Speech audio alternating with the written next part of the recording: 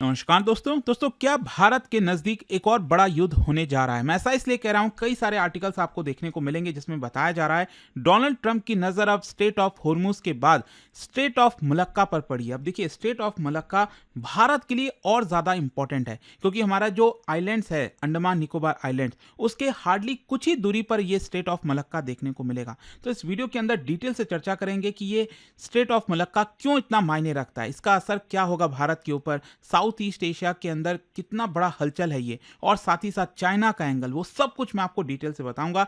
चलिए आगे बढ़ते हैं, लेकिन उससे पहले आप सबको बता दूं दोस्तों, हमारा नया बैच 2027 के लिए और 2028 के लिए 27 अप्रैल से स्टार्ट हो रहा है। मतलब अगर आप यूपीएससी की तैयारी कर रहे हो, चाहे कॉलेज में हो या फिर अगले साल देने वाले हो, ये जो बैचेस हैं उसमें प्रीलिम से लेकर इंटरव्यू तक सब कुछ की तैयारी कराई जाएगी। अगर आप प्रीलिम्स क्रैक कर लेंगे तो पूरा फी भी आपको रिफंड कर दिया जाता है। 18 बुक्स का पूरा सेट आपके घर पर भेजा जाता है, पर्सनल मेंटरशिप, बहुत कुछ है। और भी अगर आपको जानकारी चाहिए, कोई डाउट है, ये फोन नंबर दिया, आप इस पे कॉल कर लीजिए, मेरी टीम आपको अच्छे से गाइड करेगी। And use this code Ankit live maximum discount के लिए। चलिए शुरुआत करते हैं। सबसे पहले समझते हैं कि इशू क्या है कि यहाँ पर कई आर्टिकल्स आए और स्पेशली मैं आपको बता दूं, जो अभी डिफेंस एग्रीमेंट हुआ है यूएस और इंडोनेशिया के बीच में, इसी को पर्सपेक्टिव से ये जो पूरा सवाल है वो सामने आ रहा है कि क्या अमेरिका का पूरा फोकस स्टेट ऑफ मलक्का की तरफ जा रहा है। और देखो, ये सिर्फ एक मिलिट्री मूव नहीं होगा, ये ग्लोबल मैरीटाइम स्ट्रैटेजी शिफ्ट होगा बड़े मायने में। अच्छा, यहां पर थोड़ा सा इसकी लोकेशन समझिए।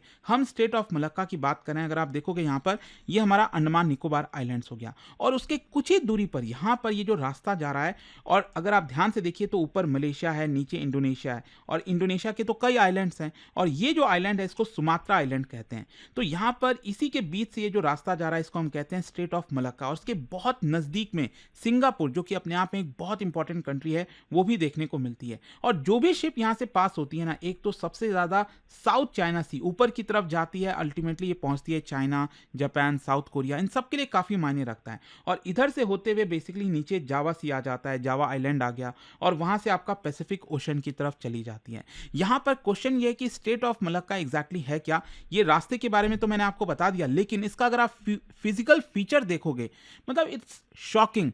क्योंकि स्ट्रेट ऑफ होर्मुज की हम जब बात करते हैं तो आपने सुना ही होगा कि उसका जो नैरोएस्ट पॉइंट है वो कितना है, वो 30 किलोमीटर से ज्यादा का है। आपको पता है, ये जो हम स्टेट ऑफ मलक्का की बात करें, इसका नैरोएस्ट पॉइंट कितना है, कितना किलोमीटर है? It is just 2.8 kilometre. मतलब अगर आप 2 वॉरशिप लगा दोगे ना वहां पर, तो पूरा का पूरा स्टेट चोक हो जाएगा, वहां से कोई शिप गुजर नहीं पाएगा। इतना ज्यादा ये मायने रखता है। और साथ ही साथ ये काफी शैलो है, कंजेस्टेड है, और ये मैटर इसलिए करता है क्योंकि अगर आप देखो, इंडियन ओशन, साउथ चाइना सी, पैसिफिक ओशन, इन सबको ये कनेक्ट करता है। और आप समझिए कि मिडिल ईस्ट हो गया, यूरोप हो गया, फिर साउथ ईस्ट एशिया हो गया, इन सबको कनेक्ट करने के लिए सबसे शॉर्टेस्ट एंड सबसे चीपेस्ट रास्ता है। सस्ते में जो शिप है वहां से गुजर सकती है और सबसे कम टाइम में गुजर सकती है, and that is state of Malacca. अच्छा, इसके अगर हम स्ट्रैटेजिक इंपॉर्टेंस की बात करें तो दुनिया का 30 से 40% ट्रेड इसी पर्टिकुलर स्टेट से पास होता है। और स्पेशली चाइना के लिए इतना इंपॉर्टेंट है क्योंकि चाइना का लगभग 60% ट्रेड इसी पर्टिकुलर रूट से पास होता है। और साथ ही साथ मेजर ऑयल रूट भी है, क्योंकि गल्फ कंट्री से चाइना के लिए अगर कोई ऑयल जाना है, जापान को जाना है, साउथ कोरिया को जाना है, इसी स्टेट ऑफ मलक्का से जाता है। And this makes Malacca the most critical choke point in the Indo Pacific. अब क्वेश्चन ये आता है कि अमेरिका की नजर मलक्का पर क्यों है। क्योंकि देखो, यहां पर बताया जा रहा है कि होर्मुज स्ट्रैटेजी शिफ्ट, मतलब उसके बाद एक बड़ा शिफ्ट आपको देखने को मिलेगा। क्योंकि स्टेट ऑफ होर्मुज में जो भी कुछ हुआ है ना पिछले 1.5 महीने में, इससे बहुत कुछ सीखा है अमेरिका ने, चाइना ने, और हर एक देश कहीं ना कहीं अपनी चाल चलने की कोशिश कर रहा है। अमेरिका को यह रियलाइज हुआ है कि ग्लोबल ट्रेड काफी हद तक जो नैरो चोक पॉइंट्स हैं उसके ऊपर डिपेंड करते हैं, और इसी की वजह से आगे फ्यूचर के लिए अमेरिका नहीं चाहेगा कि चाइना और ईरान जैसे देश चोक पॉइंट का इस्तेमाल करें। और इसीलिए आपने देखा भी होगा कि किस तरह से ट्रंप ने अनाउंस कर दिया था अचानक से कि हम स्टेट ऑफ होर्मुज पर जो है कब्जा करेंगे, उसको ब्लॉकेट कर देंगे, राइट। उसके बाद ऑल्दो खबर आई है कल जो यहाँ पर कि अमेरिका ने उसको ओपन कर दिया है, वापस से खोल दिया है। सऊदी अरब का भी काफ़ी ज़्यादा प्रेशर था, लेकिन यहाँ पर अब जो है अमेरिका एक बड़ी चाल चल रहा है ताकि चाइना को काउंटर किया जा सके, ताकि फ्यूचर में अगर चाइना कोई हरकत करता है और अमेरिका इस स्टेट ऑफ मलक्का को ब्लॉक कर देता है तो चाइना के लिए बहुत बड़ा ट्रबल होगा। तो ये जो स्ट्रैटेजी है ना, it is to secure multiple choke points globally. अच्छा, अब यहां पर रोल आता है कि अमेरिका इसको करेगा कैसे। यहाँ पर US Indonesia defence agreement recently अभी जस्ट साइन ही हुआ था, और इसका जो मेन आइडिया है ना वो समझिए। यहाँ पर जो एग्रीमेंट हुआ है डिफेंस एग्रीमेंट, इसमें डिफेंस कोलैबोरेशन दोनों देशों के बीच में एक्सपैंड किया जाएगा, मिलिट्री एक्सेस को इंप्रूव होगा, साथ ही साथ जो इंडो पैसिफिक सिक्योरिटी आर्किटेक्चर है उसको मजबूत किया जाएगा। ये कोई नेटो जैसा एग्रीमेंट नहीं है, बट एक डीपनिंग सिक्योरिटी पार्टनरशिप है। और ये क्रूशल किस लिए है, क्योंकि समझिए यहां पर अगर स्टेट ऑफ मलक्का को ब्लॉक करना है, ये इंडोनेशिया के बिना हो ही नहीं सकता, क्योंकि इसके सदर्न साइड में इंडोनेशिया एक बहुत इंपॉर्टेंट रोल प्ले करता है, and without Indonesia controlling state of Malacca is almost impossible. अब क्वेश्चन ये आता है कि इस एग्रीमेंट के अंदर क्या क्या चीजें कही गई हैं। सबसे पहला मिलिट्री एक्सेस, यूएस क्या करेगा, इंडोनेशिया का एयर स्पेस, उनके बेसिस का इस्तेमाल कर सकता है, सर्वेलेंस और पेट्रोलिंग कर सकता है। इसकी वजह से यूएस के पास एबिलिटी आ जाएगी ताकि शिपिंग रूट्स को वो मॉनिटर करें, जो नेवल मूवमेंट्स है उस एरिया में उसको ट्रैक कर पाएगा। जॉइंट मिलिट्री एक्सरसाइजेस जैसे गरुणा शील्ड हो गया, वो ऑलरेडी चल ही रहा है, तो यहाँ पर उसमें और ज़्यादा शामिल होगा, इंटर ऑपरेबिलिटी को इंप्रूव करेगा ताकि इंडोनेशिया और यूएस एक साथ मिलकर वॉर लड़ सकें, इस तरह की चीज़ें। फिर इसके अलावा मैरीटाइम डोमेन अवेयरनेस, मतलब यहाँ पर जो डेटा शेयरिंग है, रडार इंफॉर्मेशन है, इंटेलिजेंस है, वो दोनों देश करेंगे। इसकी वजह से अमेरिका वहाँ पर शिप्स किधर जा रही हैं, सबमरीन्स किधर जा रही हैं, इलीगल एक्टिविटीज़ तो नहीं हो रही हैं, वो सब कर पाएगा। और साथ ही साथ डिफेंस मॉडर्नाइजेशन सपोर्ट, मतलब कि यूएस बेसिकली काम करेगा इंडोनेशिया के साथ ताकि इंडोनेशिया की जो मिलिट्री है उसको ट्रेन किया जाए, इक्विपमेंट अपग्रेड किया जाए, टेक्नोलॉजी शेयरिंग किया जाए, और साथ ही साथ लॉजिस्टिक ऑपरेशनल सपोर्ट में भी ये काफ़ी काम आएगा। अब क्वेश्चन ये भी आता है कि इंडोनेशिया एग्री क्यों किया, क्योंकि एक चीज़ समझिएगा, इंडोनेशिया ट्रेडिशनली अगर आप देखोगे तो ये नॉन अलाइंड रहा है। इनफैक्ट पूरा का पूरा जो साउथ ईस्ट एशिया है जिसमें 10 कंट्रीज आते हैं, चाहे वो मलेशिया है, सिंगापुर है, जितने भी आप देश देखोगे, फिलीपींस, वो आपका नॉन अलाइंड है, किसी कंट्रीज के साथ नहीं जाते हैं।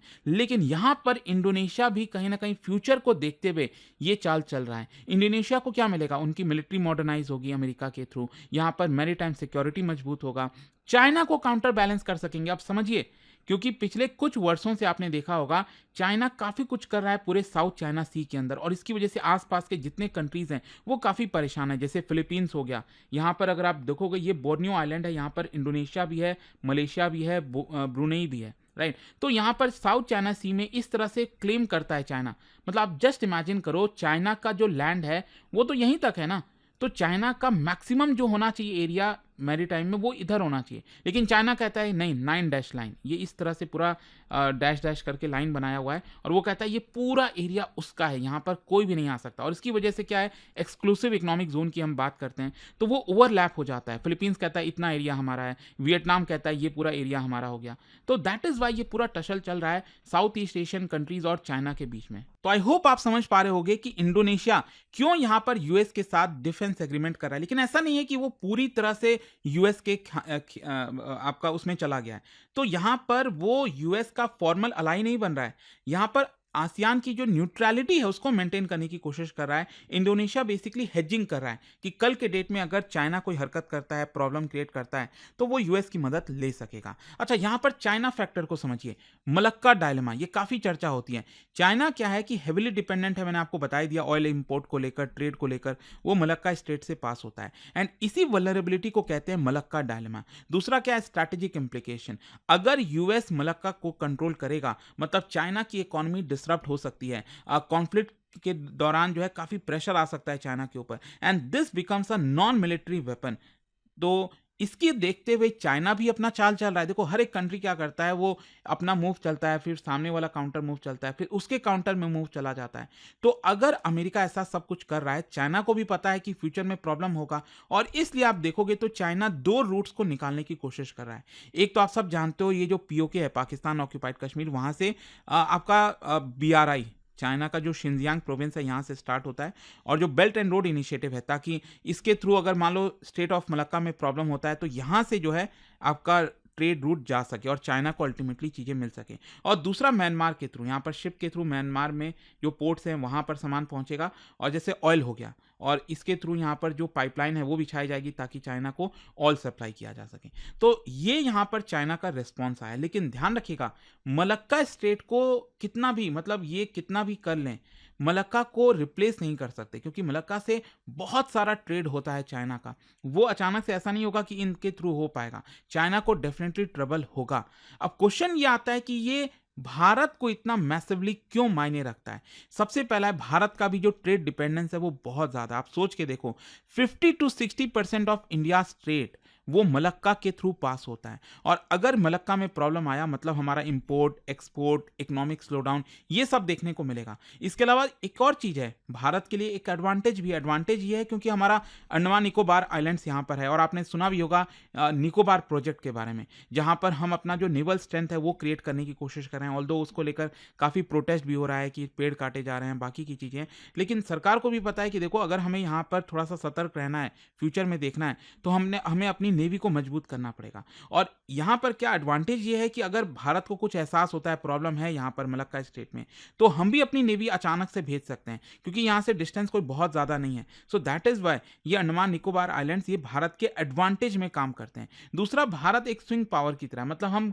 किसी भी के साथ, चाहे यूएस ब्लॉक हो, चाइना ब्लॉक हो, हम तो है नहीं, तो भारत यूएस के साथ भी कॉपरेट कर सकता है, ऑटोनॉमी मेंटेन कर सकता है, और भारत की जो स्ट्रैटेजिक इंपॉर्टेंस है वो यहाँ पर बढ़ जाती है।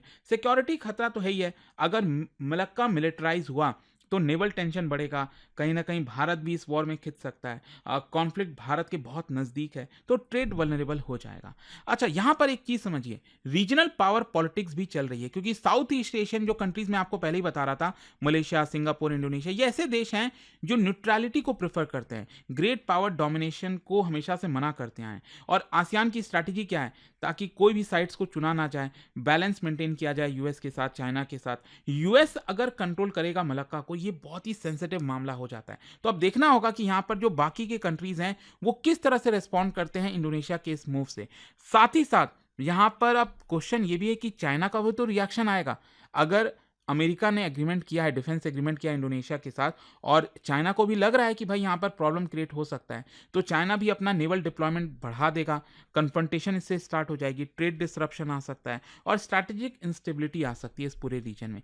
देखते हैं आगे होगा क्या, अल्टीमेटली चाइना क्या रिस्पॉन्स करता है, नहीं, बट डेफिनेटली कोई बहुत अच्छी बात नहीं है यहाँ पर जिस तरह से चोक पॉइंट को कंट्रोल अप किया जा रहा है, क्योंकि ये जो स्टेट ऑफ हॉर्मुज और ये जो पूरा ईरान वॉर हुआ है ना, इससे पूरा का पूरा गेम बदल गया है। दुनिया को बहुत कुछ समझ में आने लग गया है कि वॉर को कैसे जीत सकते हैं, क्या किया जा सकता है, काफी कुछ है। लेट्स सी आगे होता क्या है। जाने से पहले एक बहुत ही इंटरेस्टिंग क्वेश्चन देखो, अभी हमने स्टेट ऑफ मलक्का की बात की, मान लो अगर स्टेट ऑफ मलक्का ब्लॉक हो जाता है, तो इसके अलावा और कौन से स्टेट हैं जो ऑल्टरनेटिव्स हैं, ये आपको बताना है इनमें से। और इसका राइट आंसर आप सब जानते हैं, मेरे इंस्टाग्राम पर तो मिलेगा ही, वहां पर अगर आप नहीं हो कोई बात नहीं, टेलीग्राम से ले सकते हैं इसका सही उत्तर। और दोस्तों, जैसा मैंने आपको बताया, अगर आप यूपीएससी की तैयारी कर रहे हैं, कोई भी बैच चाहते हैं, 2027 का बैच और 2028 दोनों बैच हमारे 27 अप्रैल से स्टार्ट हो रहे हैं। आपको बस यूज करना है ये कोड अंकित लाइव, मैक्सिमम डिस्काउंट के लिए। कोई डाउट है, प्रॉब्लम है बैच से रिलेटेड, ये फोन नंबर पर कॉल कर लीजिए, मेरी टीम आपको अच्छे से गाइड कर देगी। प्रीलिम से लेकर इंटरव्यू तक सब कुछ इसमें कराया जाएगा। इनफैक्ट अगर आप प्रीलिम्स क्रैक कर लेंगे तो पूरा का पूरा फी भी आपको रिफंड कर दिया जाता है। स्टडी IQ IAS, आपका सिलेक्शन हमारा मिशन।